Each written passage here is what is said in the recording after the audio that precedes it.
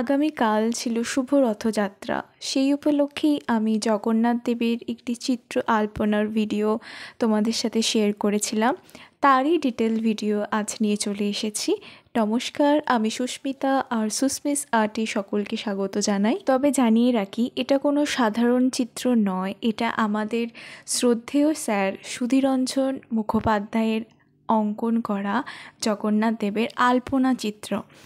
তো যারা এই আলপনার সাথে যুক্ত তারা অবশ্যই জানো যে সুধীররঞ্জন স্যার আমাদের ইন্সপিরেশন, আমাদের কি বলবো, গুরু বলা যেতে পারে। আমি অন্তত ওনার কাছ থেকে অনেক কিছু শিখি। তো বর্তমান দিনে শান্তিনিকেতনী আলপনার কথা বললে একটা মানুষেরই মুখ ভেসে ওঠে, সেটা হচ্ছে আমাদের শ্রদ্ধেয় স্যার সুধীররঞ্জন মুখোপাধ্যায়। তো এই শান্তিনিকেতনী আলপনা স্টাইলের বা শান্তিনিকেতনী আলপনার অনেক ইতিহাস রয়েছে। মূলত রবীন্দ্রনাথ ঠাকুর এবং নন্দলাল বসুর প্রকৃতি সম্পর্কিত নান্দনিকতাকে মূলধন করেই শান্তিনিকেতনের আলপনা এখনও বেঁচে রয়েছে তার নিজস্ব ঐতিহ্য, নিজস্ব রূপে। তবে বর্তমানে এই শান্তিনিকেতনী আলপনার অন্যতম স্রষ্টা হচ্ছেন আমাদের শ্রদ্ধেয় স্যার সুধীররঞ্জন মুখোপাধ্যায়। তো ওনারই আদলে আঁকা জগন্নাথের একটি চিত্র আমি এখানে করার চেষ্টা করেছি।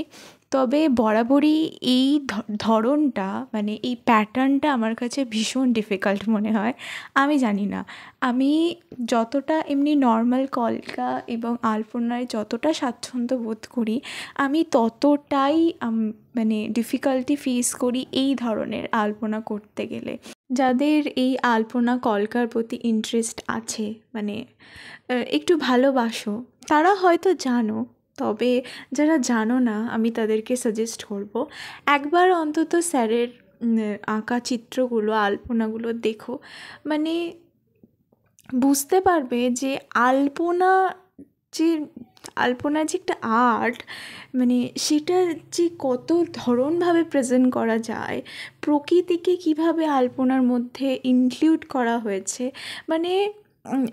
সত্যি একটা অনবদ্য আর্ট ফর্মকে কীভাবে রিপ্রেজেন্ট করা হয় সেটা দেখে শেখার আছে। তো আমি চেষ্টা করি যেই প্যাটার্নটাকে ফলো করার, কিন্তু আমার কাছে ভীষণ ডিফিকাল্ট মনে হয় এই প্যাটার্নটা। আমি জানি না ঠিক কতটা পেরেছি, তবে স্যারের আদলে করার চেষ্টা করেছি। ভুল ত্রুটি থাকলে ক্ষমা করো।